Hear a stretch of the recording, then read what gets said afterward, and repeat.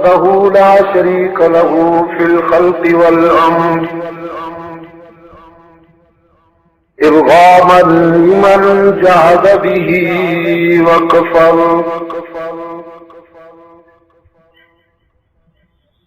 ونشهد أن سيدنا وسندنا محمدا عبده ورسوله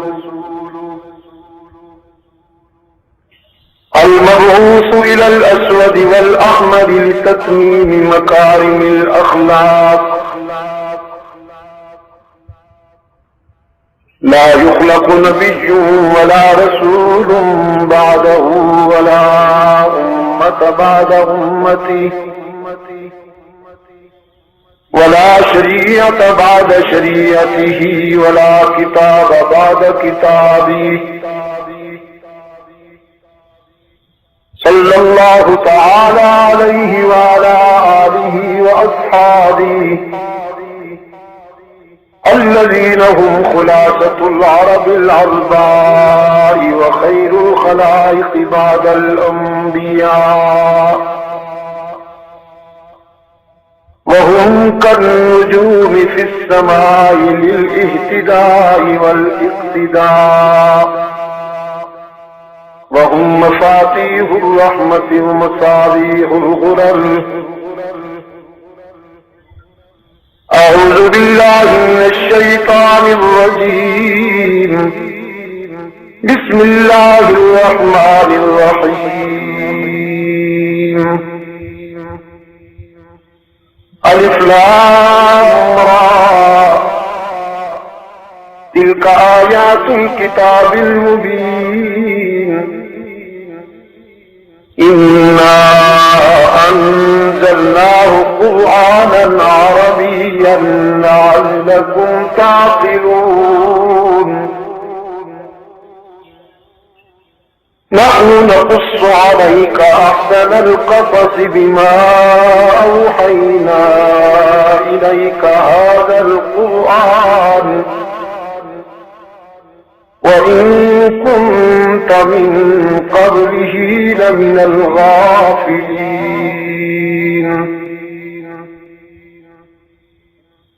إذ قال يوسف لأبيه يا أبت إني رأيت 11 كوكبا والشمس والقمر رأيتهم لي ساجدين قال يا بني لا تقصص رؤياك على إخوتك فيكيدوا لك كيدا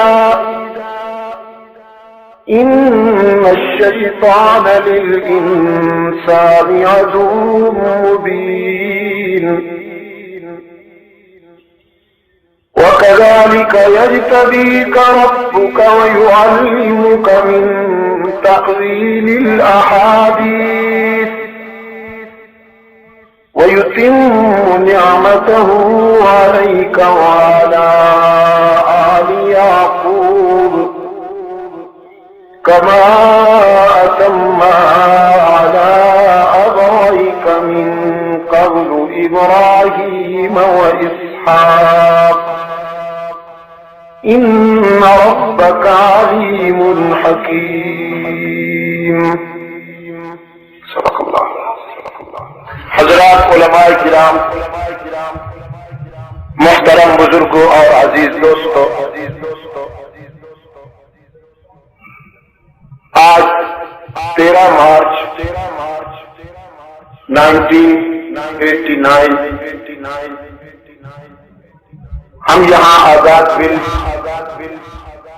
ٹرانسوال ساؤتھ افریقہ میں دعوت و تبلیغ کی نسبت سے جمع ہیں. میں نے چاہا تھا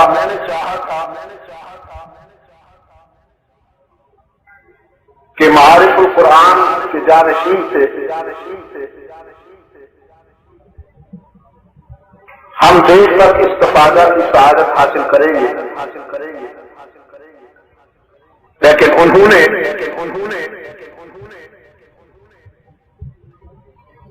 بہت ہی ہی مختصر سے وقت میں اور اجمالی پیرائے میں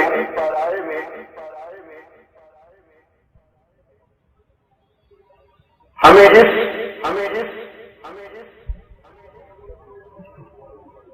عبرت و بصیرت کے بحر ذخار کی طرف بہت ہی بلیغ رہنمائی کر دی۔ اللہ ان کے علم و عمل اور فکر میں برکت عطا فرمائے۔ جیسا کہ انہوں نے ارشاد فرمایا، ہم مزید استفادہ کریں گے آنے والے ایام میں۔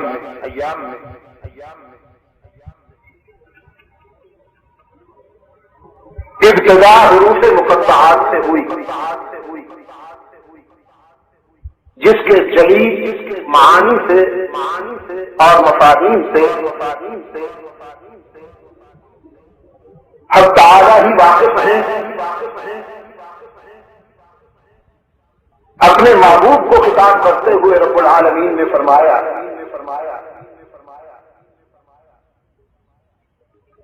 ہم نے قرآن کریم کو عربی زبان میں نازل کیا تاکہ ہمارے مخاطبین اس کو اچھی طرح سے سمجھ سکیں۔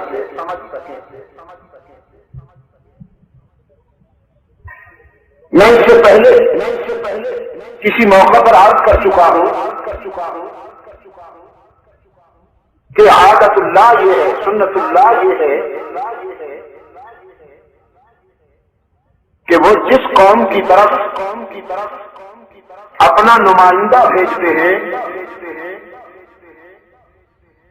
وہ اسی زبان میں اس قوم سے مخاطب ہوتا ہے جو اس قوم کی زبان ہوا کرتی ہے۔ وما ارسلنا من رسول الا بلسان قومه، تمام انبیاء علیہ السلام انسانی برادری میں سے ہی آئے، اور وہ جس علاقے میں جس قوم کی طرف مبعوث ہوئے انہوں نے اسی زبان میں قوم سے بات کی تاکہ دعوت و تبلیغ کے سفر میں زبان و بیان کی اجنبیت رکاوٹ نہ بن سکے۔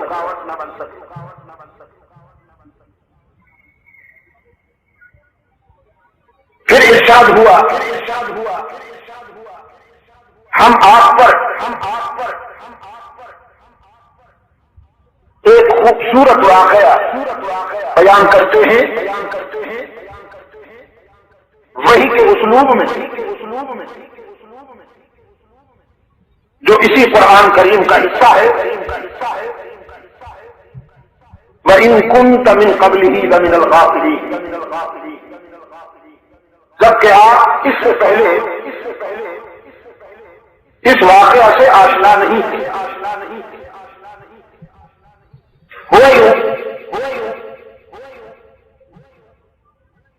کہ اللہ کے رسول صلی اللہ علیہ وسلم کی دعوت اور تبلیغ کے منظر عام پر آ جانے کے بعد جب بد نصیبوں کے حصوں میں ہدایت نہ آئی،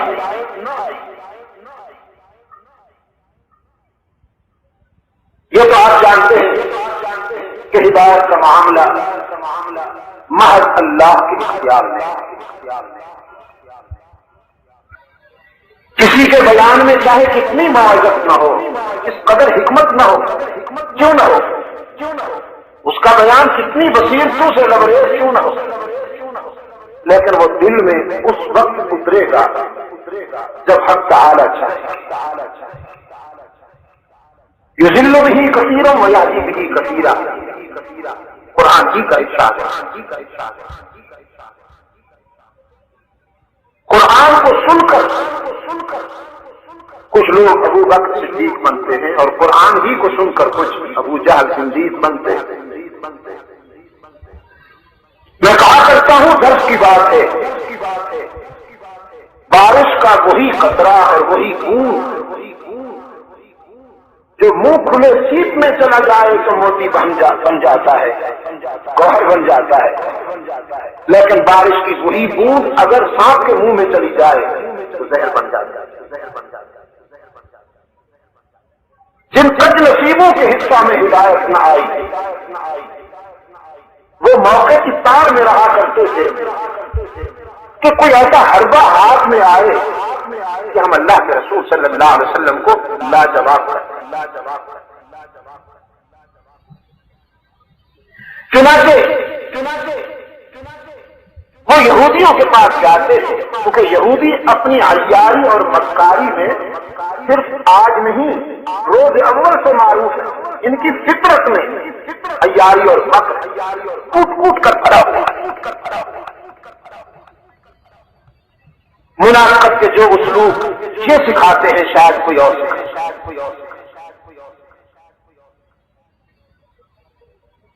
تو مشرکین ان کے پاس آئے کہ ہمیں کوئی حربہ دو کہ ہم محمد عربی صلی اللہ علیہ وسلم کو لاجواب کریں۔ انہی نے کہا تھا کہ ان سے پوچھو روح کیا ہے، سکندر ذوالقرنین کون تھا اور اصحاب کہف کیا تھا، اور انہی نے کہا تھا کہ یوسف علیہ السلام سے متعلق جو واقعات ہیں اور حالات ہیں وہ ان سے پوچھے جائیں۔ اگر یہ اللہ کے سچے رسول نہیں تو نہیں بتا سکتے۔ یہاں تک تو بات سچ ہے کہ اللہ کے سچے رسول کے علاوہ ان حالات و واقعات پر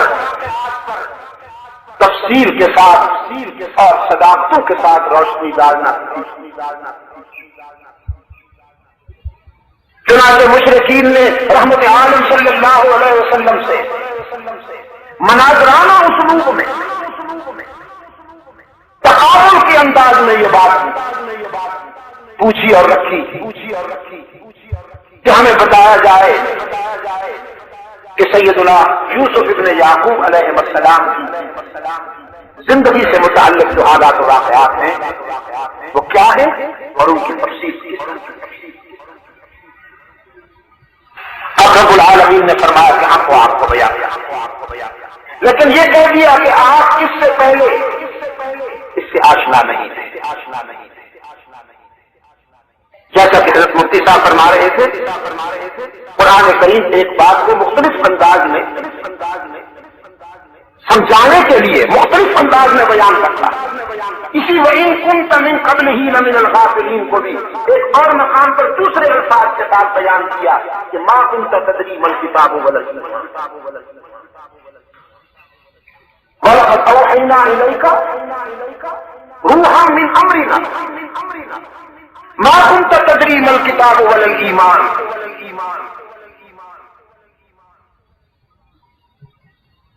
ہم نے آپ کو وحی کے ذریعے سچائیوں سے باخبر کیا پیغمبر، جبکہ اس سے پہلے آپ کتاب و ایمان کی روح کو نہیں سمجھتے۔ ایک تیسری جگہ ارشاد ہوا وَعَلَّمَكَ مَا لَمْ تَكُنْ تَعْلَمْ، اللہ نے آپ کو وہ حقائق سمجھائے ہیں، وہ بصیرتیں عطا فرمائی ہیں، وہ حکمتیں عطا فرمائی ہیں، وہ علوم عطا فرمائے ہیں کہ آپ اس سے پہلے واقع۔ یہ وہ مشفقانہ انداز ہے جو کسی استاد کا اپنے شاگرد کے لیے ہوا کرتا ہے، اور جب استاد اپنے شاگرد سے کہتا ہے کہ تو یہ بات نہیں جانتا تھا میں تجھے بتا رہا ہوں، تو اس میں شاگرد کی خفت کا پہلو نہیں نکلتا، اس کی تنقید کا پہلو نہیں نکلتا، بلکہ اس کی سعادت اور اس کی خوش نصیبی کا پہلو نکلتا۔ اور یہ بھی میں آپ کو کسی موقع پر عرض کر چکا ہوں کہ اللہ کے نبی اور اللہ کے رسول براہ راست اللہ کا شاگرد ہوتا ہے،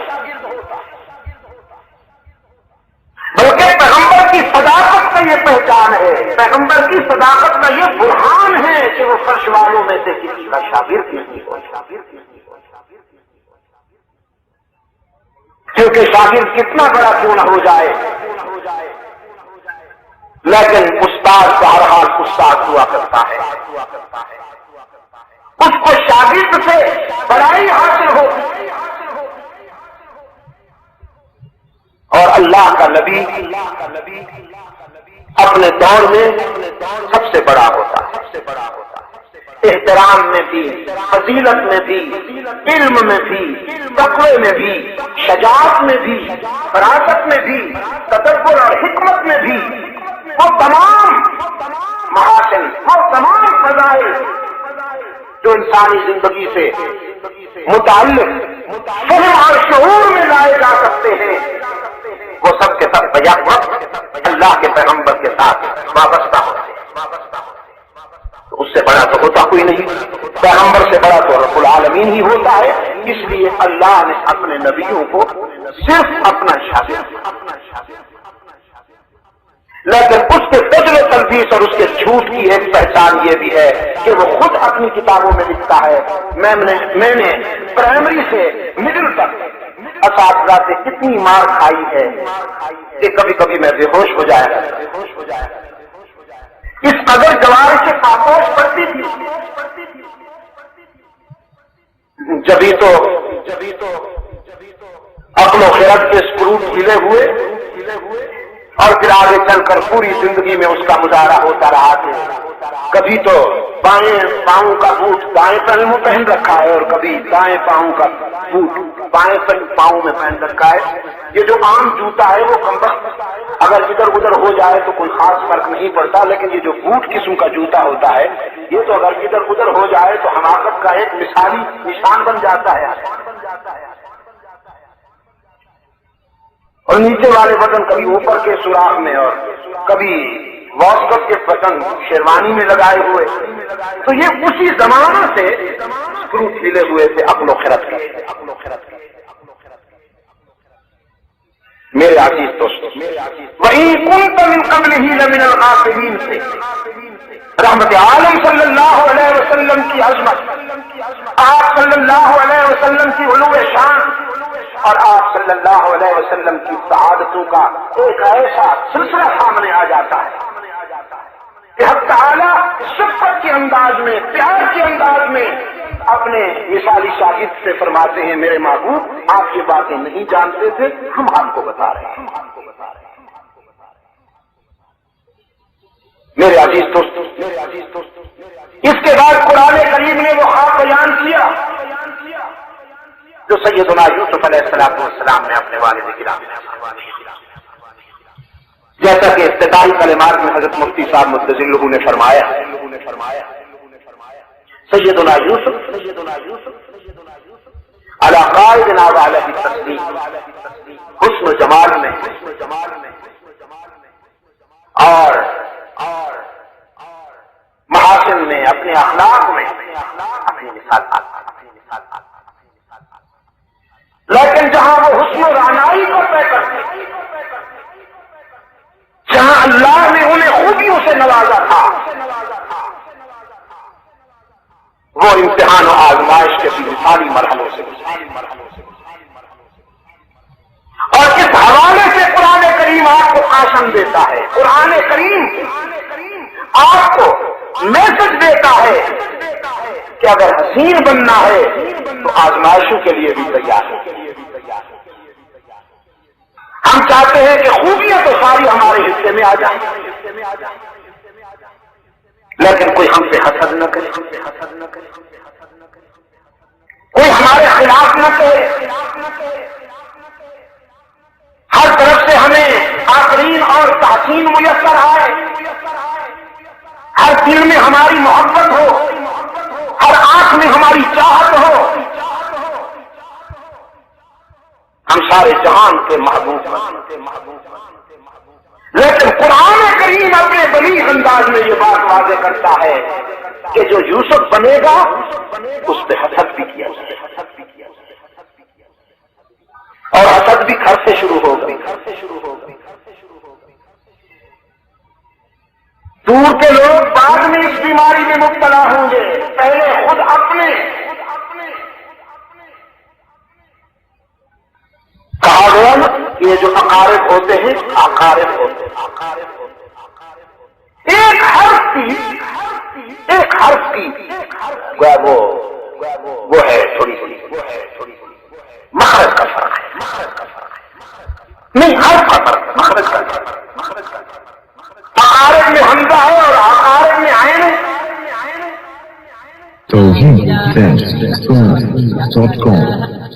لیکن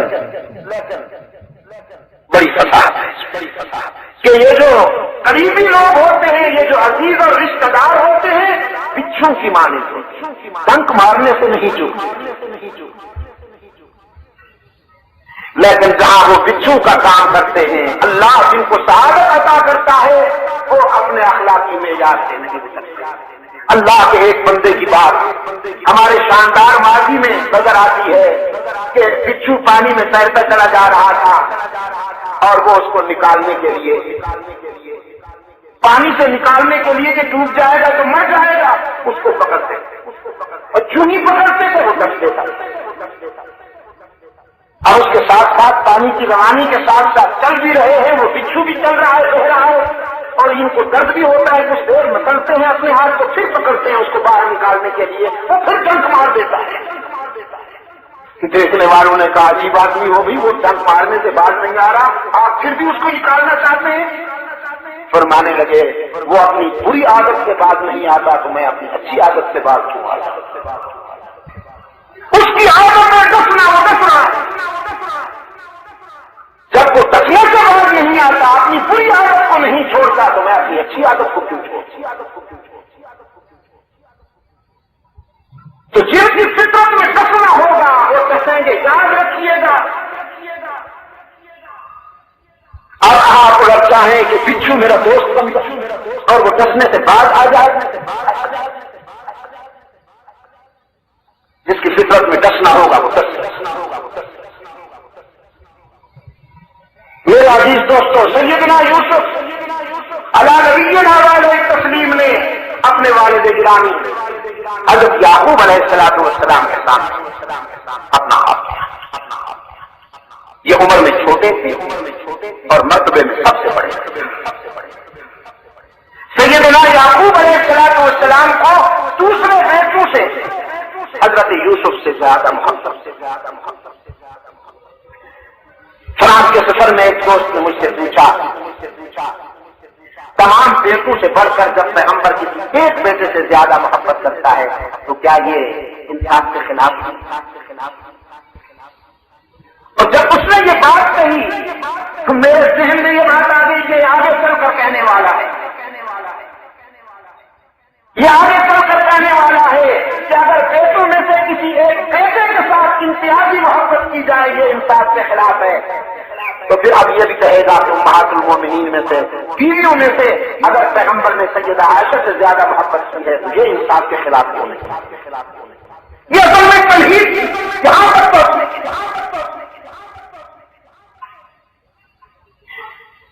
قرآن کریم کو سمجھنے والوں نے اور قرآن کریم کی صداقتوں کے بحر ناپیدا کنار میں غواصی کرنے والوں نے، غوطے لگانے والوں نے یہ بات لکھی بھی ہے، اور ہر صاحب نظر کی سمجھ میں آنے والی بھی بات ہے کہ پیغمبر سے یہ توقع رکھنا کہ وہ اپنی اولاد سے یا اپنی بیویوں میں سے کسی کے ساتھ چاہت اور شفقت میں انصاف کے معیار کو چھوڑ دے، یہ ایمان کے لیے سخت خطرناک ہے، ایمان کے لیے خطرناک کہہ رہا ہے، اخلاق کے لیے نہیں۔ اگر ہم یہ سوچیں کہ اللہ کے کسی پیغمبر نے اپنی اولاد اور اپنی بیویوں سے چاہت اور محبت کرنے میں اعتدال اور توازن کا دامن چھوڑ دیا یا انصاف نہیں کیا، ایمان کرتے ہیں۔ لیکن یہ حقیقت ہے کہ حضرت یعقوب علیہ السلام نے سیدنا یوسف سے امتیازی محبت کی، اور یہ بھی حقیقت ہے کہ حضرت عالم صلی اللہ علیہ وسلم نے سیدہ خدیجہ الکبریٰ رضی اللہ تعالی عنہا کے بعد سیدہ عائشہ صدیقہ رضی اللہ تعالی عنہا سے خصوصی محبت کی۔ اس میں حکمت کیا؟ سیدنا یعقوب علیہ السلام نے بھی آساتی علم کی روشنی میں اور خداداد فراست، خداداد بصیرت کی روشنی میں سیدنا یوسف کے چہرے پر ان کی خوش بختی اور ان کی امتیازی سعادت کی روشنی دیکھ لی تھی کہ یہ اللہ کی امانتوں کا امیر بننے والا ہے، اسے ہر تعالیٰ کی طرف سے وہ امانت ملنے والی ہے جو میرے اولاد میں سے کسی اور کے لیے نہیں۔ یہ نبوت کی سعادت سے فیضیاب ہونے والا ہے۔ ظاہر ہے کہ اگر آپ اپنے بیٹوں میں سے کسی بیٹے کے متعلق یہ جانتے ہوں کہ یہ عالم بھی بنے گا، قرآن کا حافظ بھی بنے گا، مفسر بھی بنے گا، تقوی کے معیار پہ بھی پورا اترے گا اور پورے معاشرے میں ممتاز اور سربلند ہوگا، علم کے لحاظ سے بھی، عمل کے لحاظ سے بھی، تقوی کے لحاظ سے بھی، تو ظاہر ہے کہ آپ کے گوشہ قلب میں جو مقام اس کے لیے ہوگا وہ کسی اور بیٹے کے لیے بھی ہو سکتا ہے۔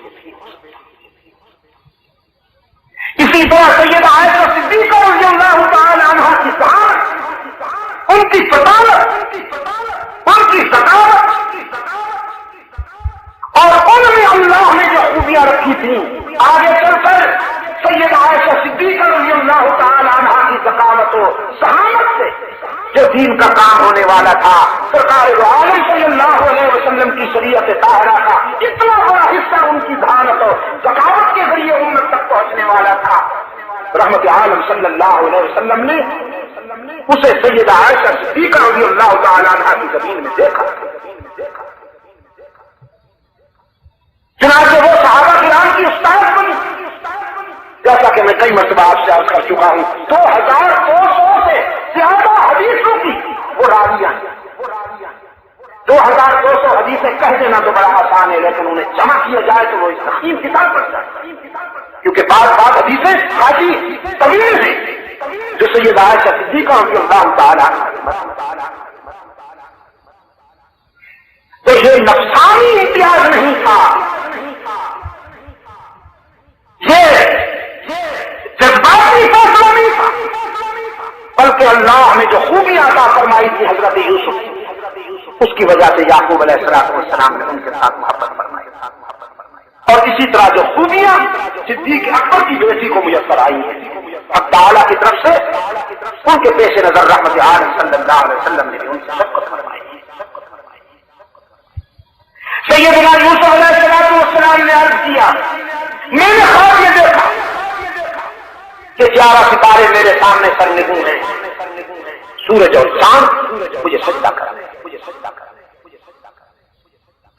یہاں پر بعض حضرات کہتے ہیں غیر اللہ کو اگر سجدہ حرام ہے تو یہ دیکھیے انی رأیت احد عشر کوكبا والشمس والقمر رأیتهم لی ساجدین، انہوں نے خواب میں دیکھا تھا، اور پھر صرف خواب میں نہیں آگے چل کر یہ خواب جب عملی صورت میں سامنے آیا ہے تو انہوں نے سجدہ کیا۔ اگر غیر اللہ کو سجدہ حرام ہے تو یوسف علیہ السلام کے بھائیوں نے نہیں کیا۔ میرے عزیز دوستو، ہم اس کتاب کے پابند ہیں اور رحمت عالم صلی اللہ علیہ وسلم کی شریعت کے قائم۔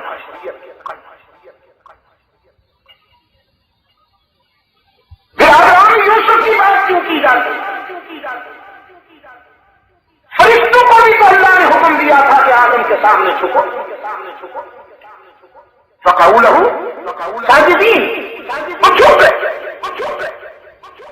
اب اگر کوئی اس کو حوالہ بنا لے تو دیکھیے گا جب فرشتے آدم کو سجدہ کر رہے ہیں تو پھر ہم آدمی کو کیوں نہ سجدہ کریں؟ وہ آدم کو سجدہ ہو رہا ہے۔ حق تعالیٰ نے انسانیت کی عظمت منوانے کے لیے پوری کائنات میں آدم کی شرافت کا ظہور منوانے کے لیے اور ان کی عظمت کا اعلان کرنے کے لیے اپنے فرشتوں کو حکم دیا۔ بے شک وہ آدم کے سامنے چکے، لیکن در حقیقت وہ اللہ کے حکم کی تعمیل تھی، اور شیطان نے سجدہ نہیں کیا۔ وہ در حقیقت اللہ کے حکم کا انکار کرتے. یہاں بھی وہی صورت پیش آئی. حضرت یوسف علیہ السلام کے سامنے برادران یوسف کا جھکنا, سیدنا یوسف کی عظمت کا اعلان ہے, ان کی بزرگی کا اعلان ہے. لیکن جیسا کہ میں نے کہا, ہم حضرت آدم کی شریعت کے یا سیدنا یوسف کی شریعت کے مکلف نہیں, ہم رحمت عالم صلی اللہ علیہ وسلم کی شریعت طاہرہ کے مکلف ہیں. رحمت عالم صلی اللہ علیہ وسلم کے سامنے اگر کسی صحابی کو جھکنے کی اجازت دی گئی ہو تو وہ پیش کیا جائے, یا خود کائنات صلی اللہ علیہ وسلم نے اس کی آرزو کی ہو اس کا. حضرات صحابہ کرام رضوان اللہ علیہ مجمعین کو عرض کرتے ہیں, اللہ کے رسول ہم دیکھتے ہیں عرب کی سوسائٹی میں کہ بڑے لوگوں کے سامنے ان کی رعایت تعظیماً انہیں جھک کر ملتی ہے. وَأَنْتَ أَحَقُّ أَنْ يُسْجَدَ لَكَ, آپ تو پھر سب سے زیادہ اس کے حقدار ہیں. اگر تعظیم اور آداب کا یہی تقاضا ہے کہ اس کے سامنے جھکا جائے تو پھر آپ کے سامنے ہم کیوں نہیں جھکتے؟ اگر اس کی گنجائش ہے تو ہمیں اجازت دی جائے کہ ہم بھی آپ کے سامنے جھکا کریں. رحمت عالم صلی اللہ علیہ وسلم نے فرمایا, اگر میری شریعت میں اللہ کے سوا کسی کو آگے سر جھکانے کی گنجائش ہوتی تو میں عورت کو اجازت دیتا کہ وہ اپنے خامند کے سامنے جھکا کرے, اور اس دور کے خامند کو اجازت ہوتی کہ وہ اپنی بیگم کے آگے جھکا کرے. لیکن فرمایا اس کی کوئی گنجائش نہیں. بیوی خام کے سامنے نہیں سجدہ ریز ہو سکتی, شاگرد استاد کو سجدہ نہیں کر سکتا, مرید شیخ کو سجدہ نہیں کر سکتا, رعایا حاکم کو سجدہ نہیں کر سکتی. چھوڑیے سارے رشتے اور ساری نسبتیں, صحابی اللہ کے پیغمبر کے آگے بھی سجدہ ریز نہیں ہو سکتا. صدیق اکبر جیسا چاہنے والا محمد عربی صلی اللہ علیہ وسلم جیسے محترم اور عظیم ترین قائد کے سامنے سر نہیں جھکا سکتا. افریقہ کے روشن ضمیروں یاد رکھیے گا, اسلام میں سر کٹانے کے لیے بہت سے مقامات ہیں لیکن سر جھکانے کے لیے ایک ہی ہے. بیٹی کی آبرو خطرے میں ہو تو باپ سر کٹا دے, بہن کی عزت خطرے میں ہو تو بھائی سر کٹا دے, ماں کی آبرو خطرے میں ہو تو حلالی بیٹے سر کٹا دے, وطن کی آزادی خطرے میں ہو تو محب وطن سر کٹا دے. سر کٹانے کے لیے بہت سے مقامات ہیں لیکن سر جھکانے کے لیے ایک ہی تک ہے. اور یہ تھیوری نئی نہیں ہے, یہ بیماری بہت پرانی. جلال الدین اکبر کی بھی خواہش تھی کہ میرے سامنے تعظیماً سر جھکایا, اور اس دور کے بے ضمیروں نے فتویٰ بھی دے دیا کہ جائز ہے. جلال الدین اکبر نے پوچھا, میرا خیال یہ ہے کہ مندر اور مسجد میں کوئی فرق نہیں. تو بے ضمیروں نے کہا بالکل کوئی فرق نہیں. یہ جن سردور میں ہوتے میوے کے تقاضوں پر زندگی گزارنے والے. اس نے کہا دودھ میں اور شراب میں کوئی فرق نہیں. انہوں نے کہا بے شک کوئی فرق نہیں. لمبے لمبے جبے ہوتے تھے, کم وقتوں سر پہ اتنے موٹے موٹے امامے ہوتے تھے کہ جیسے گٹی رکھی ہوئی ہوتی, اور چکنے چہرے ہوتے تھے, دور سے اندازہ ہوتا تھا یہ تو کوئی بہت بڑی شخصیت ہے, پرسنالٹی بنا رکھی تھی ہوگی. اور اسٹیٹس طور پر معاشرے اکبر کے دربار میں جب یہ جبہ اور دستار میں لکھتے ہوئے بے ضمیر آیا کرتے تھے تو السلام علیکم کا رواج ختم ہو چکا تھا. اکبر کے سامنے آ کے کہتے تھے اللہ ہو اکبر, اللہ اکبر، عرش پہ اللہ ہے، فرش پہ اکبر ہے، باقی اللہ اللہ ہے، خیر اللہ ہے۔ اکبر نے کہا میرے خیال میں تعظیماً میرے سامنے جھکنا یہ میری عظمت کا اقرار ہے اور دین کے خلاف نہیں ہے۔ انہوں نے کہا بے شک، پہلے ہم جھکے، وہ جھکتے، لیکن جہاں ایسی جنس ہوا کرتی ہے وہاں آپ کو صداقت کے کچھ نہ کچھ علمبردار بھی ضرور ہوا کرتے ہیں، جو اس اندھیری رات میں سچائی کا چراغ جلاتے ہیں۔ شیخ احمد سرہندی مجدد الفسانی رحمۃ اللہ علیہ پر اللہ کی قرب، سب جھکا کے تو گزرے گا نا، ہم فتوا دے دیں گے، سجدہ ہو، فتوا تیار ہے ہمارا۔ بہت خوش ہوا، کہنے لگا حق سے نمک ادا کر دیا تم نے، شاباش، میری تجھے سمجھ میں نہیں آ رہی تھی۔ رحمت اللہ تعالی علیہ کو کتاب اعلان لایا گیا، جب تیار کے قریب آئے اور دن میں دیکھا، اقبال کہتا ہے گردن میں کی جس کی جہاں بھی اس سے آ رہی، اللہ نے برسک کیا جس کو خبر کیا، دیوار کو دیکھتے ہی سارا پلان سمجھ گئے، سارا منصوبہ سمجھ گئے۔ زندوں کے قریب آئے، سر نیچا کرنے کے بجائے بیٹھ گئے اور دونوں پاؤں سے بے گزار کر پھر سر نکال کر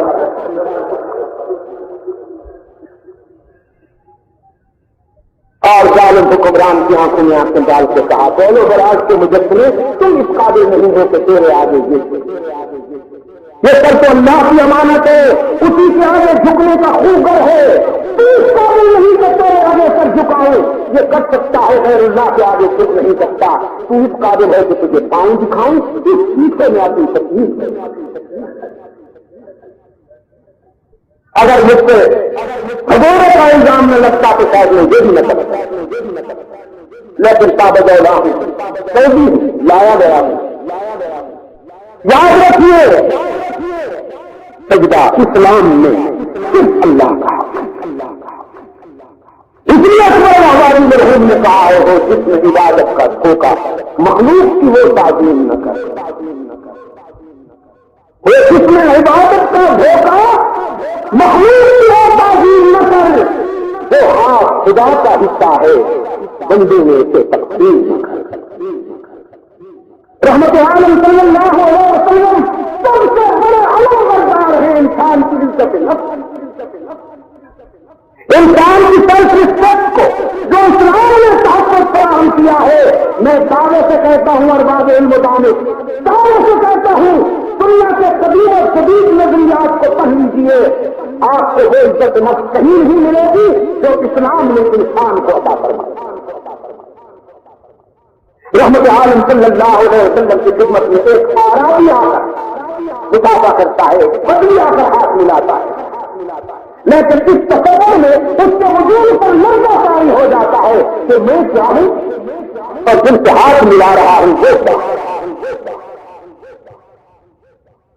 وہ تو وہ ہے کہ جو خلاصہ کائنات، وہ تو وہ ہے جو فخر رسول ہے، ہادی قبول ہے، جو انبیاء رسول کے مقتدیٰ پیشوا ہیں، جن کے لباس کی ادائیں قرآن کی آیات بن جاتی ہیں، جن کے شہر کی قسم اللہ قرآن میں کھاتا ہے، اس تصور میں کاٹنے لگا تو رحمت عالم صلی اللہ علیہ وسلم نے فرمایا حزن علی نفسک، کاپ سکو اپنے اوپر قابو پر۔ اب آگے جو جملہ ارشاد فرمایا وہ آپ سنیے اور انسانی نفسیات کو پیش نظر رکھتے ہوئے آپ دیکھیے کہ ان الفاظ میں کتنی انرجی ہے، کتنا وزن ہے۔ احساس کمپلیکس کے بیمار انسان کو سہارا دینے کے لیے، اسے کانفیڈنس دینے کے لیے، اس کے فکر کو بلند کرنے کے لیے ان الفاظ میں کتنی روح کار فرمائے۔ فرماتے ہیں تمہیں لگتے بھی من میں بھی بادشاہ تو نہیں ہوں، انما انا ابن امراتی من قریش، میں تو قریشی خاندان کی ایک ایسی عورت کا بیٹا ہوں، کانت تاکل القدیم، جو سوکھا ہوا گوشت کھا کھا کر گزارا کرتا۔ حدیث میں آتا ہے کہ وہ اعرابی جو پہلے کانپ رہا تھا پر اونچا کر کے کھڑا اور رحمت عالم صلی اللہ علیہ وسلم کے لبوں پر مسکراہٹ چمکی. ایک مالی کی طرح کہ آپ نے لگائے ہوئے پودے کو پربہار اور باثبات اپنے لگائے ہوئے پودے کو جب مالی پارار دیکھتا ہے ان کی ٹہنیوں پر لہرتے ہوئے پلکتے ہوئے پھول دیکھتا ہے جس طرح اس کے لبوں پر مسکراہٹ آ جاتی ہے کاپتے ہوئے انسان کا سر جب بلند ہو گیا تو رحمت عالم صلی اللہ علیہ وسلم کے لبوں پر مسکراہٹ چمکنے لگی. اسلام سے بڑھ کر انسان کی عزت نفس کی کوئی حفاظت نہیں ہے. لیکن یہ اسلام سے پہلے کی بات ہے کہ یہ دونوں علیہ السلام سے واقعہ عرض کیا میں نے دیکھا ہے کہ 11 ستارے اور چاند اور سورج مجھے سجدہ کر رہے ہیں. سیدنا یعقوب علیہ السلام جو اللہ کا روشن زمین پر ہمبر ہے اس خواب کے مفہوم کو سمجھ اس خواب میں تنہا حکمتوں کو سمجھ اس خواب میں موجود ستارے کو سمجھ فرمایا یا بنی لا تقصص رؤیاک علی اخوتک فیکیدوا لک کیدا قال یا بنی لا تقصص رؤیاک علی اخوتک فیکیدوا لک کیدا ان الشیطان للانسان عدو مبین.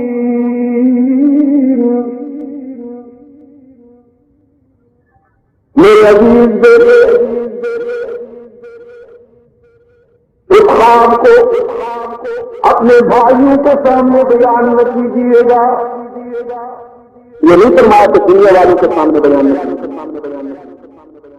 لا تقصص رؤیاک علی اخوتک اپنے بھائیوں کے سامنے بیان نہ کیجیے گا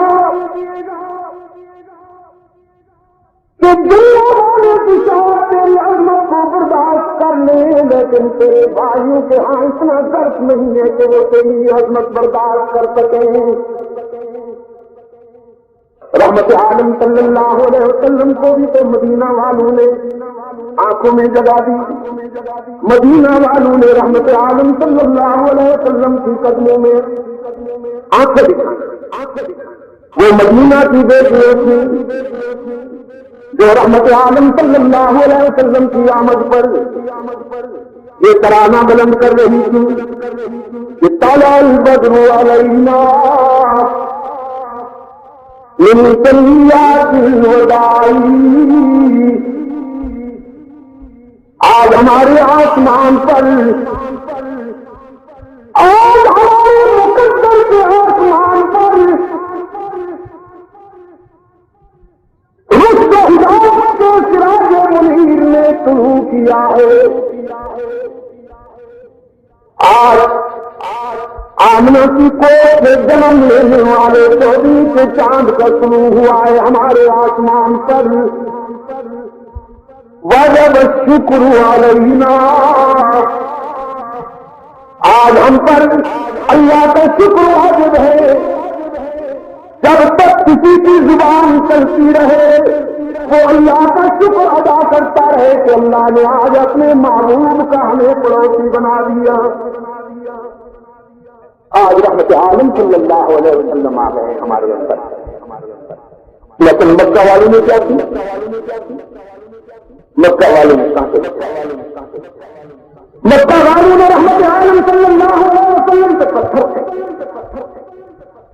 مکہ والوں نے رحمت عالم صلی اللہ علیہ وسلم سے سوشل پیسہ.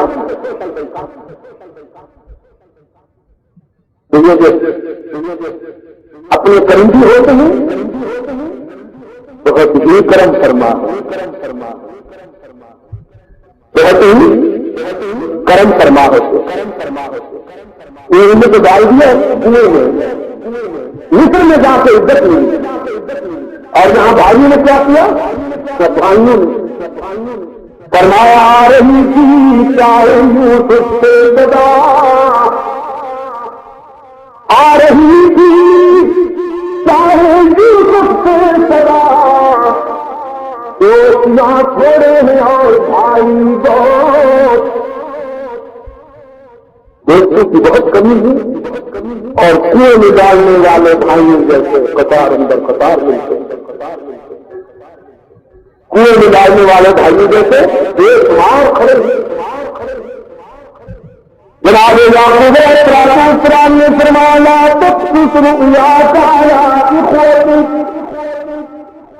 میرے عزیز بیٹے اپنے بھائیوں کے سامنے یہ خواب بیان نہ کیجیے گا،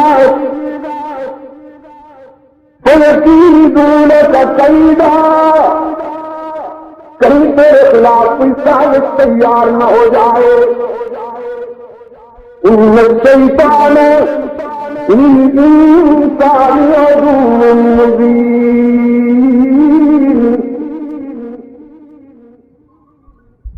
کیونکہ جہاں کرم کرنے والا، احسان کرنے والا، مہربانی کرنے والا موجود ہے، وہاں پر کتنی کرنے والا بھی کھڑا ہوا ہے نا، جتنے اعلان کر رکھا ہے کہ میں کتنی دکھاؤں گا۔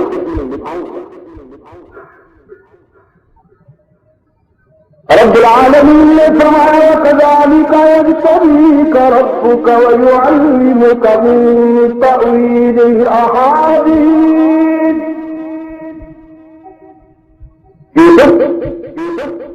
ہم نے ایسے ہی آپ کو منتخب کیا ہے اپنے پیار کے لیے، اپنی شفقت کے لیے، تیرے اپنی شفقت اور پیار کے لیے تجھے چن لیا، وَكَذَلِكَ يَجْتَبِيكَ رَبُّكَ، كَذَلِكَ کہ آزمائشوں سے گزرنا ہوگا، مصیبتوں سے گزرنا ہوگا، پہلے حسد کی سرزیں چلنی ہوگی، پھر کنویں میں جانا پڑے گا، پھر مصر کے بازار میں پانی لگے گی، پھر غلامی آئے گی۔ یہ اور بات ہے کہ میں غلامی میں بھی تجھے چاہیے عطا کر دوں، لیکن آئے گی وہ پجال۔ ہم نے اسی طرح آپ کو اپنے پیار کے لیے چن لیا۔ یہ جو سونا آپ سے رہے سونے کی زمین والی، اللہ نے کتنا اچھا ایگزامپل دے دیا مجھے، کہیں دور جانے کی ضرورت ہی نہیں، گولڈن لین والے بیٹھے ہیں میرے سامنے، آپ سے رہے سونے کی زمین والے دوستو، معلوم ہے آپ کہ یہ مزاج نکالنے کے بعد اسے کہاں کہاں سے گزرنا ہوتا ہے۔ آپ اپنی بیٹی، اپنی بہن، اپنی اہلیہ یا اپنی والدہ کے ہاتھ کی انگوٹھی کو دیکھتے ہیں، ہاں یہ انگوٹھی انہیں کے ہاتھ میں ہونی چاہیے۔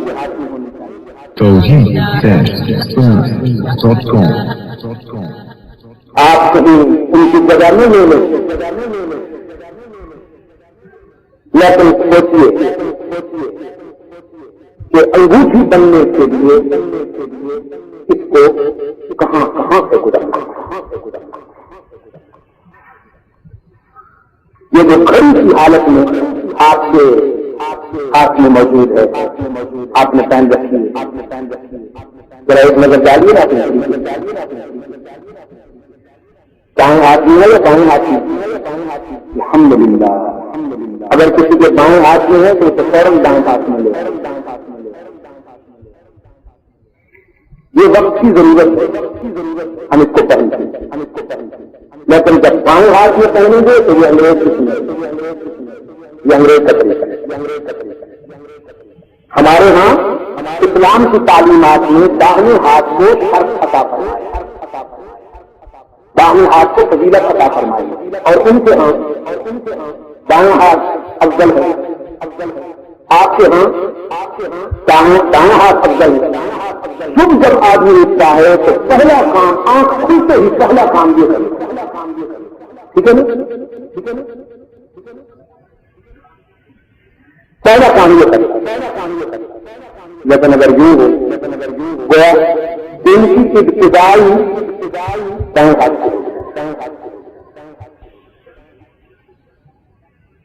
یہ جہاد تو کر دیجیے، رحمت عالم صلی اللہ علیہ وسلم نے فرمایا کتنے کے زمانوں میں جو شخص میری سنت کو زندہ کرے میں اسے قیامت کے دن مجاہدین اور شہداء کے ساتھ میں کھڑا کروں گا۔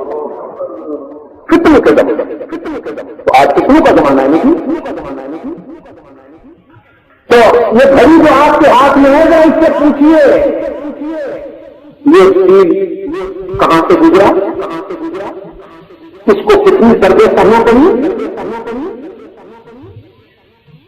اس کے جو پرزے ہیں اندر جو کام کر رہے ہیں ذرا ان سے پوچھیے تو صحیح، اگر اللہ انہیں قوت گویائی دے تو وہ اپنی کہانی سنو کہ کتنی مرتبہ انہیں چلنا پڑا، کتنی مرتبہ انہیں پسنا پڑا، کتنی پہ پردے پڑی، 100 بار جب عقیق ٹوٹا یا کٹا تب نہیں ہوا،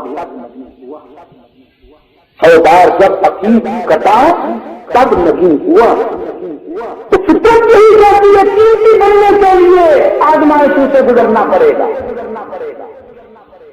آج ہم یہ چاہتے ہیں کہ ہم شاک کرتا ہے،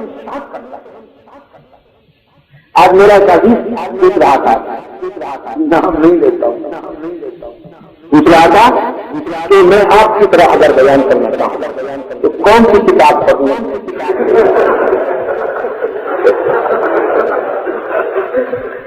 ان کا خیال یہ ہے کہ کوئی ایسی کتاب پڑھی ہوئی ہے لائبریری میں یا کتب خانے میں یا میرے بریف کیس میں، وہ اٹھا کے پڑھ لوں گا اور بس لوگ کتنے آئیں گے۔ میں نے اپنے اس عزیز سے کہا میرے عزیز کتاب تو ضرور پڑھیے لیکن پہلے محنت کے لیے تیار ہے، استاد بھی کوئی کامل ملے، ٹیلنٹ بھی ہو اور سب سے بڑھ کر اللہ کا کرو تو اس کے بغیر بات نہیں بنتی۔ اس کے بعد رہنما کامل مل جائے، پھر ٹیلنٹ بھی ہو، پھر محنت کی جائے تو بہت عرصے کے بعد جا کے بات کروں۔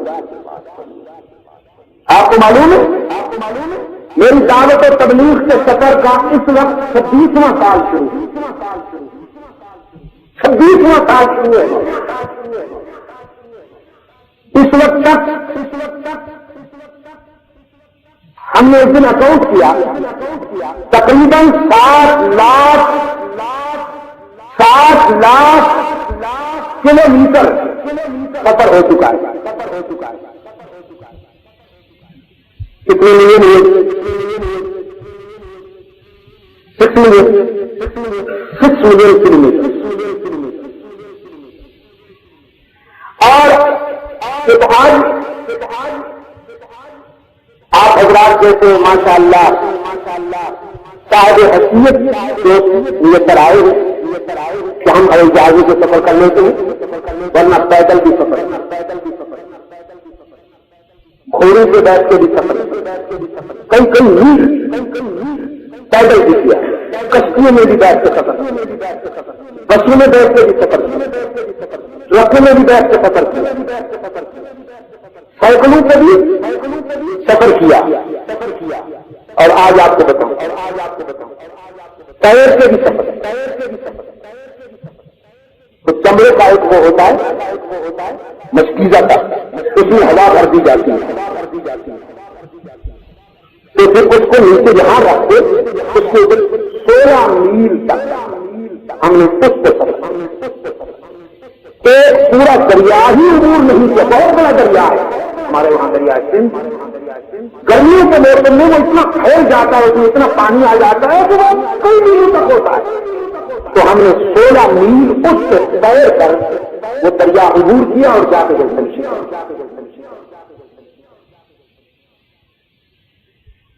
اللہ بہت فرمائے، کہیں ایسا نہ سمجھ لیں آپ کہ میں اپنی خدمات گنوا رہا ہوں کہ ہم نے بہت بڑا دین کا کام کیا، کچھ بھی نہیں ہوا، یہ سب اسی کا کرم ہے۔ میں تو آپ کو یہ بتا رہا ہوں کہ ان راستوں سے گزرنے کے بعد پھر بات بنتی ہے۔ وَكَذَلِكَ ہم نے اسی طرح آپ کو چنا ہے یوسف کہ ان آزمائشوں سے گزرنا ہوگا، امتحانات کی بھٹی سے گزرنا ہوگا، پھر وَيُعَلِّمُكَ مِن تَأْوِيلِ الْأَحَادِيثِ پھر ہم تمہیں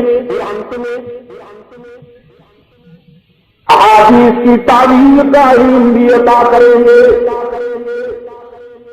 خواب کی تعبیر کا علم عطا کریں گے، وَيُتِمُّ نِعْمَتَهُ عَلَيْكَ وَعَلَىٰ آلِ يَعْقُوبَ كَمَا أَتَمَّهَا عَلَىٰ أَبَوَيْكَ مِن قَبْلُ إِبْرَاهِيمَ وَإِسْحَاقَ إِنَّ رَبَّكَ عَلِيمٌ حَكِيمٌ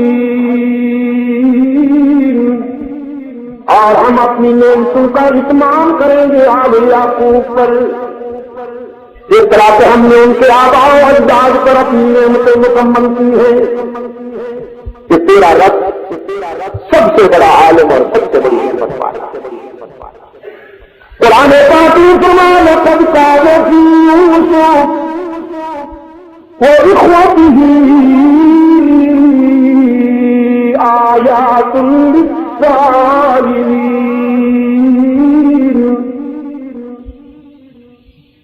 یقیناً یوسف اور اس کے بھائیوں کے حالات میں سوال کرنے والوں کے لیے بہت سی نشانیاں موجود ہیں۔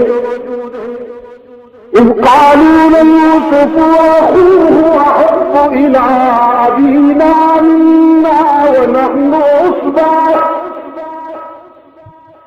اب میرے پاس میں صرف 3 باتیں اتنی، اور مجھے یاد ہے حضرت تنوری رحمۃ اللہ علیہ نے سورہ یوسف کی تفسیر 21 دن پڑھائی تھی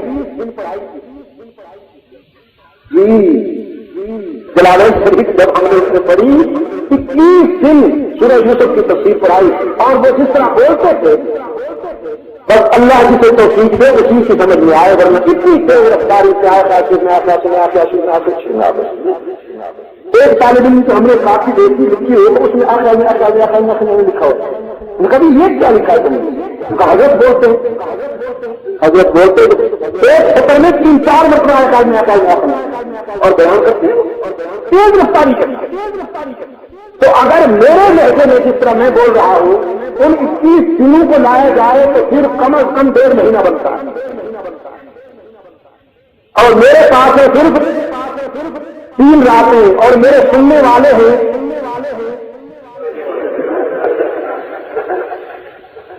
ابھی تھوڑی دیر کے بعد میں دیکھوں گا آنکھوں میں سرخی آ جائے گی،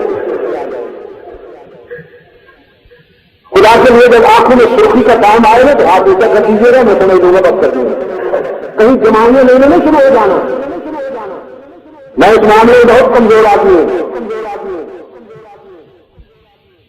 ویسے اختصار کے لیے تو اتنا جملہ بھی کافی ہے سورہ یوسف بیان کرنے کے لیے کہ تیسرے بوجھ تیسرے داغ جن کا بازیاب، ایک باپ کا اس کا ایک بیٹا کا وہ گم ہو گیا تھا پھر مل گیا،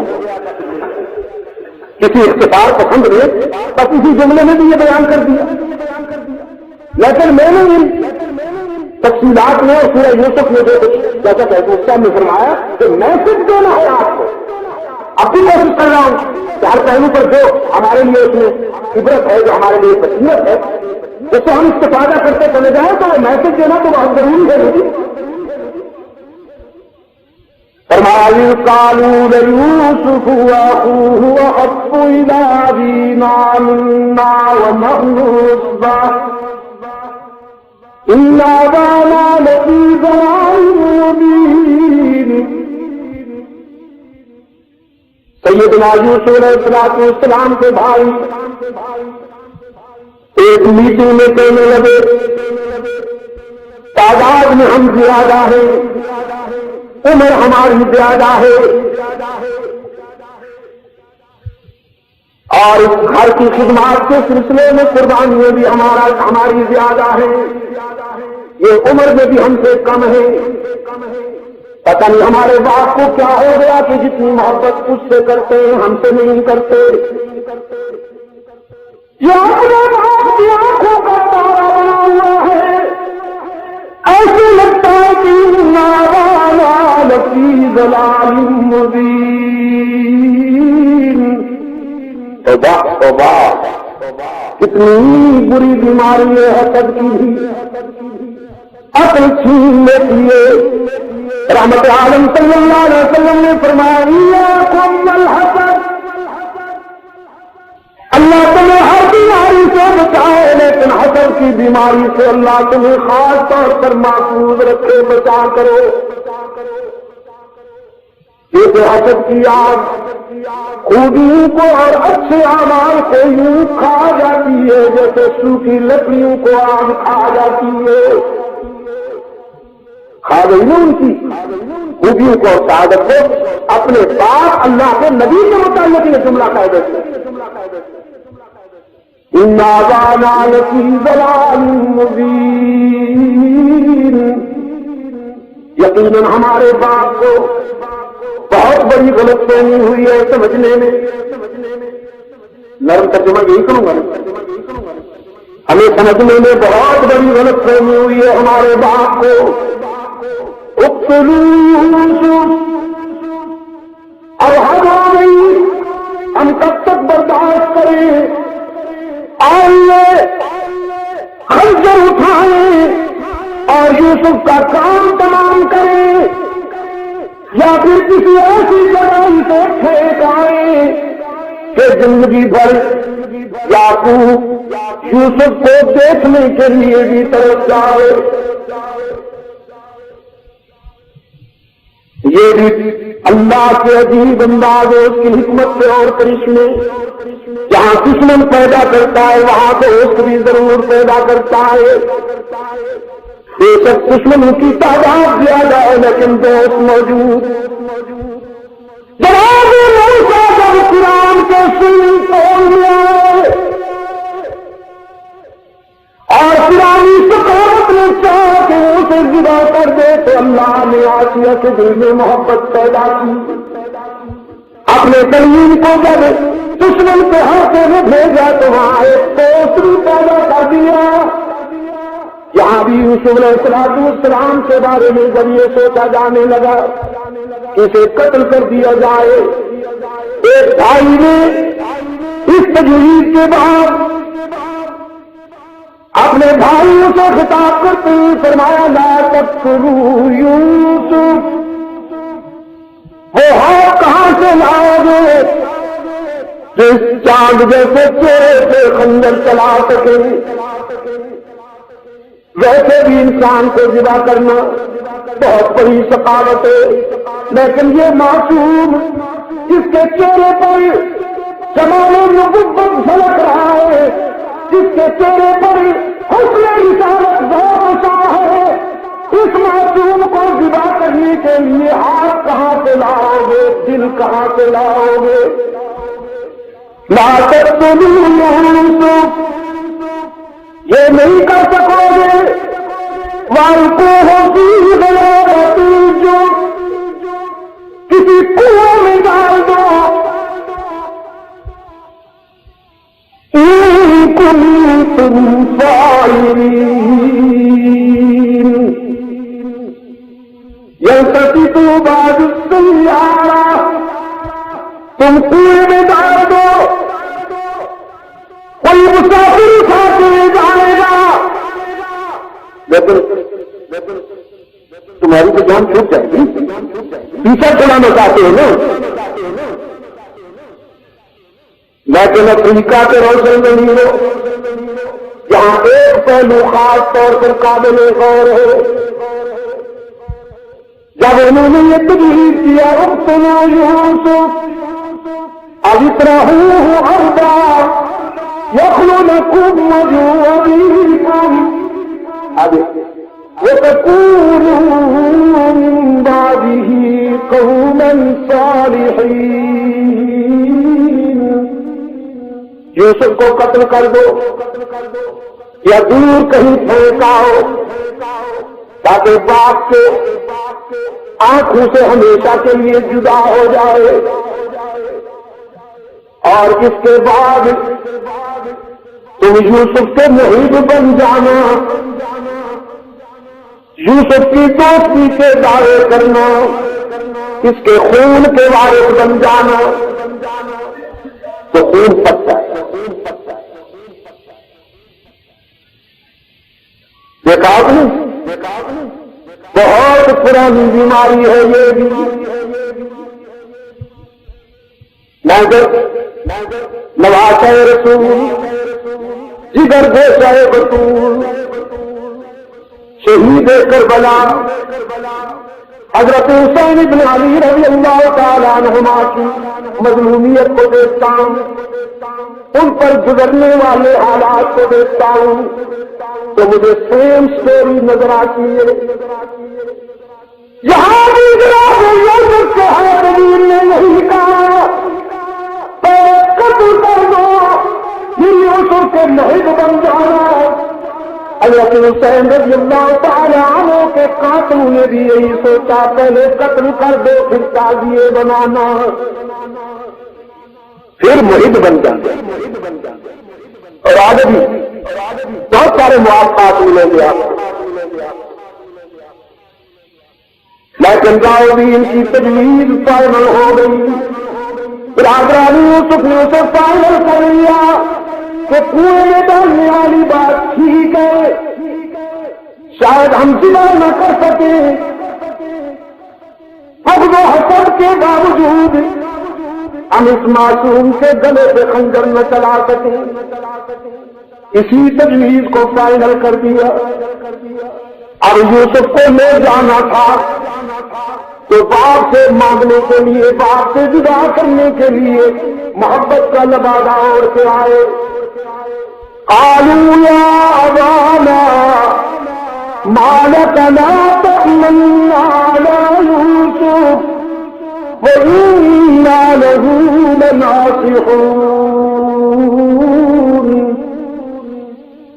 ألقوا معنا غدا يلقى ويلعب وإنا له لحافظون۔ حضرت یعقوب علیہ السلام کی خدمت میں آ کر کہنے لگے، کیا بات ہے، ہمیں تو سمجھ میں نہیں آتا کہ آپ ہم پر اعتماد کیوں نہیں کرتے، نان کانفیڈنس کیوں ہے ہم پر۔ اندر کی بیماری قالوا یا ابانا ما لك لا تأمنا على یوسف، یوسف کے معاملے میں آپ ہم پر نہ معلوم کیوں اعتماد نہیں کرتے، حالانکہ ہم تو یوسف کے خیر خواہ ہیں، آپ اسے ہمارے ساتھ بھیجیے، آپ نے ہر وقت اسے اپنے قریب بٹھانے کی عادت بنا لی ہے، ہم اسے دنیا دکھائیں گے، ہم اسے جنگل میں لے جائیں گے، ذرا پہاڑوں میں گھمائیں گے کہ اس کے عزائم بھی فولادی ہو جائیں گے، حفاظت بھی کریں گے۔ روشن جلیل آپ نے فرمایا لَيَحْزُنُنِي أَن تَذْهَبُوا بِهِ وَأَخَافُ أَن يَأْكُلَهُ الذِّئْبُ وَأَنتُمْ عَنْهُ غَافِلُونَ۔ اندیشہ ہے مجھے تم میرے لخت جگر کو لے جاؤ ویرانے میں اور جنگل میں، کوئی درندہ کھا نہ جائے، کوئی بھیڑیا کھا نہ جائے میرے بیٹے کو، اور تمہاری غفلت کہیں میری متاع جگر نہ لوٹ لے۔ قالوا لئن أكله ونحن عصبة إنا إذا لخاسرون۔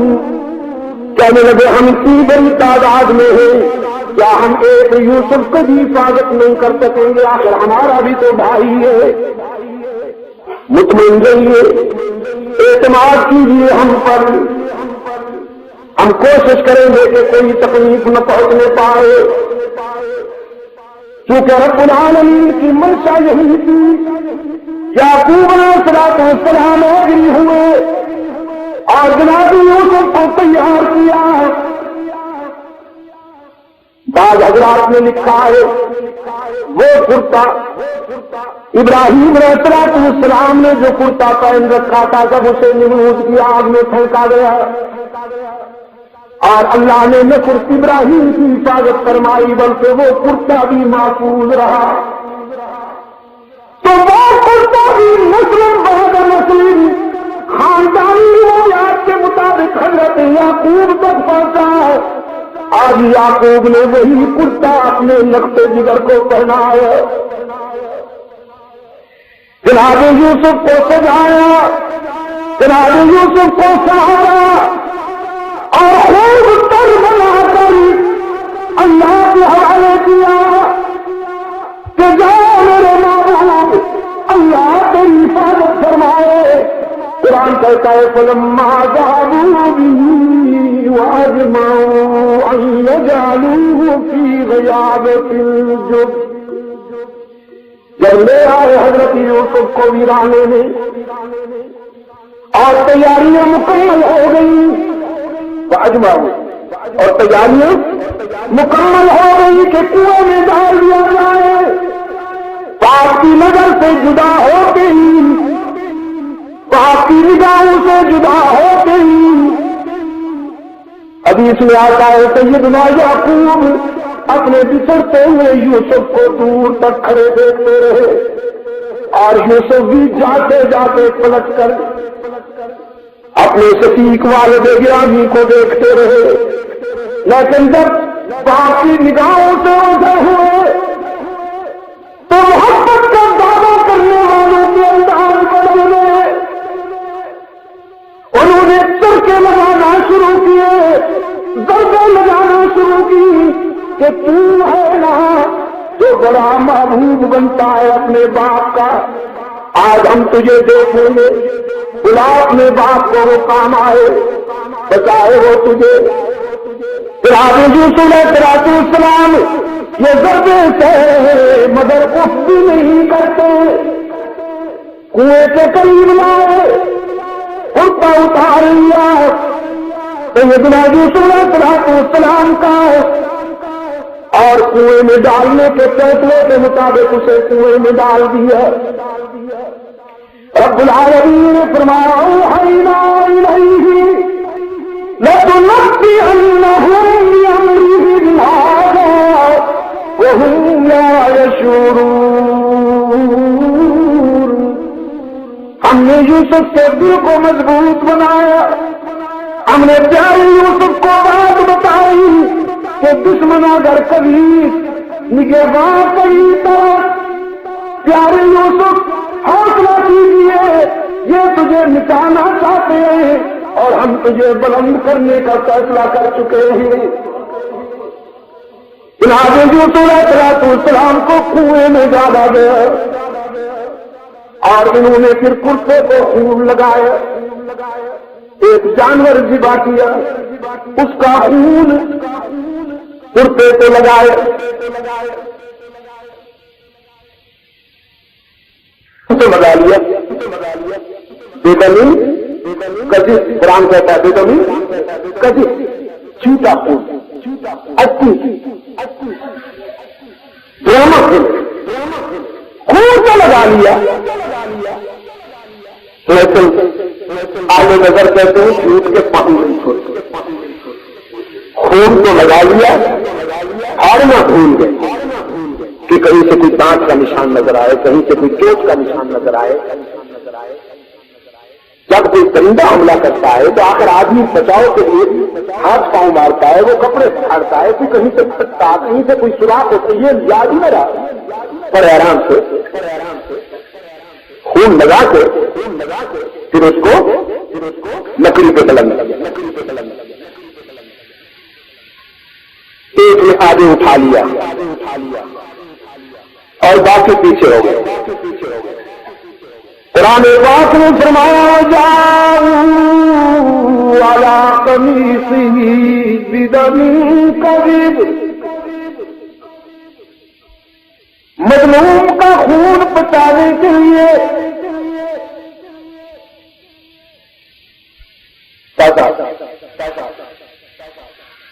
اہل بیت سے تعلق رکھنے والے حضرات کو خاص طور پر غور کرنا چاہیے. مظلوم کا خون بچانے کے لیے انسانی تاریخ میں نکلنے والا یہ سب سے پہلا جلوس تھا جو برادران یوسف نے نکالا. وَجَعَلُوا أَبَاهُمْ عِشَاءً يَبْكُونَ. اپنے باپ کے پاس آئے خون آلود کرتا اٹھائے ہوئے علم بنائے ہوئے اور آئے کس وقت عشاءً يَبْكُونَ. یہ پہلی شان غریباں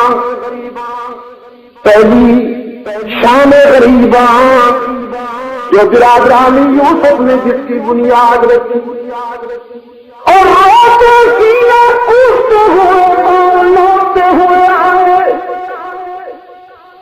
چلاتے چیختے ہوئے آئے نوحے پڑھتے ہوئے آئے مرثیے پڑھتے ہوئے آئے اور یوسف کے فضائل بیان کرتے ہوئے مصائب بیان کرتے ہوئے آئے یوسف آئے یوسف آئے یوسف آئے یوسف. جناب یعقوب علیہ السلام کے پاس آئے. قالوا یا ابانا انا ذهبنا نستبق وتركنا يوسف عند متاعنا فأكله وما أنت بمؤمن لنا ولو كنا صادقين. جناب یعقوب علیہ السلام کی خدمت میں آ کر درد بھری کہانی بیان کی. روتے ہوئے کہنے لگے ہم جنگل میں گئے یوسف کو بھی لے گئے وہاں ہم تو کھیل کود میں مشغول ہو گئے. یوسف اکیلا بیٹھا تھا ہمارے سامان کی نگرانی کر رہا تھا. ہم نے جو کپڑے اتار کے رکھے ان کا محافظ بنا ہوا تھا. ایک بھیڑیا کھاد اور ہمیں خطرہ ہے کہ آپ ہماری بات دلیل کے طور پر حضرت یوسف علیہ السلام کا کرتا لائے شرط لائے اور وہ جناب یعقوب کی خدمت میں پیش کی. دیکھیے ہم کوئی جھوٹ تو نہیں بولتے. یہ کرتا بھی وہی ہے اس پر خون بھی لگا ہوا ہے. ملاحظہ فرمائی حضرت یعقوب علیہ السلام نے کرتا لے لیا. اسے غور سے دیکھ الٹ کے دیکھا پلٹ کے دیکھا فرمانے لگے بل سولت لکم انفسکم امرا. بھیڑیا تو کوئی بہت پڑھا لکھا تھا کوئی قوم کا آیت اللہ معلوم ہوتا ہے. بہت بڑا بھیڑیا تھا. آپ کون سے پڑا ہوا یا کون سے پڑا ہوا میرے بیٹے کو تو کھا گیا لیکن کرتے پر ایک بھی دانت نہیں لگنے پایا ناخن بھی نہیں لگنے پایا. شاید اس نے پہلے میرے بیٹے کا کرتا اتار لیا ہوگا پھر میرے بیٹے کو کھا گیا ہوگا. قرآن کریم کا میسج یہ ہے جھوٹے ماتم کیا کرتے ہیں سچے ہمیشہ صبر کیا کرتے ہیں.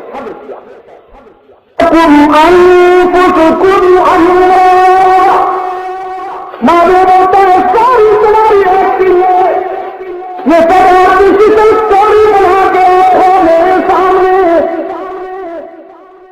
لیکن اپنے بیٹے کے ہوتا یہ دردناک اور دلخراش خبر سننے کے باوجود میں تمہارے ساتھ ماتم میں شریک نہیں ہوں گا، بے صبری نہیں کروں گا، میں تمہارے شور میں اور ماتم میں شامل نہیں ہوں گا۔ فصبر جمیل واللہ المستعان علی ما تصفون۔ میں صبر کا دامن ہاتھ سے نہیں چھوٹنے دوں گا۔ رہا میرے بیٹے کا معاملہ تو اللہ ہی مددگار ہے، میرے بیٹے کو تمہاری سازشوں سے بچانے والا ہے۔ کون مددگار ہے؟ واللہ المستعان، واللہ المستعان، واللہ المستعان۔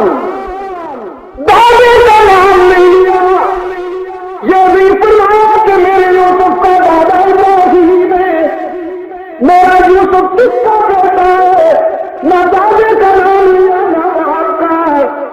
جناب یعقوب نے فرمایا واللہ المستعان علی ما تصفون۔ اللہ ہی مددگار ہے میرے بیٹے کا، لیکن میں تمہارے ساتھ ماتم میں شریک نہیں ہوں گا۔ جھوٹے ماتم کیا کرتے ہیں بچے، ہمیشہ صبر کیا، جو اپنے ہاتھوں سے کنویں میں ڈالتے ہیں، پھر اپنا جرم پچانے کے لیے خون لگاتے ہیں، پھر اپنا جرم پچانے کے لیے، جرم چھپانے کے لیے موتی جلوس نکالتے ہیں، سینہ ٹوٹتے ہوئے آتے ہیں، وہی ماتم کیا کرتے ہیں۔ یعقوب جیسے بچے ہمیشہ صبر کیا کرتے ہیں، تو ماتم جھوٹ کی پہچان ہے اور صبر سچائی کی پہچان ہے۔ بسم اللہ الرحمن الرحیم۔ اللهم صل على سيدنا محمد النبي الأمي وعلى آله وأصحابه وبارك وسلم۔ ربنا آتنا في الدنيا حسنة وفي الآخرة حسنة وقنا عذاب النار۔ ربنا ظلمنا أنفسنا وإن لم تغفر لنا وترحمنا لنكونن من الخاسرين۔ اللهم ثبتنا على صراط المستقيم، اللهم زينا بزينة الإسلام واجعلنا هداة مهتدين، نبر قلوبنا بنور الإيمان وأحسن أخلاقنا بنور القرآن۔ اے اللہ عالم اسلام کی مدد فرما، مسلمان جہاں کہیں مظلوم ہیں ان کی دستگیری فرما، بالخصوص فلسطین و افغانستان کے مسلمانوں کی مدد فرما، عرب پر جہاں کہیں سرگندان اسلام رہتے ہیں اے اللہ ان کے ایمان کی، جان کی، مال کی، حال کی حفاظت فرما، تمام روحانی جسمانی بیماروں سے شفا کاملہ عطا فرما۔ اے اللہ ہم سب کو قرآن کا فہم اور اس کی صداقتوں پر عمل کرنے کی توفیق عطا فرما، ہمیں قرآن کریم کی سچائیوں کو اپنی عملی زندگی میں اے اللہ نافذ کرنے کی توفیق عطا فرما۔ آپ تمام دوستوں کے لیے جن کی گہرائیوں سے دعا کرتا ہے، نیچے بیٹھنے والوں کے لیے بھی، اوپر بیٹھنے والوں کے لیے بھی، دیکھیے وہ اگرچہ شیشے سے کرنی طرف کہتے ہیں لیکن مجھے خوشی ہے کہ وہ یاد رکھے۔ الحمدللہ اللہ آپ سب کو دونوں جہانوں میں عزت و کرم فرمائے۔ وصلی اللہ تعالی علی خیر خلقہ محمد وعلی آلہ وصحبہ وبارک۔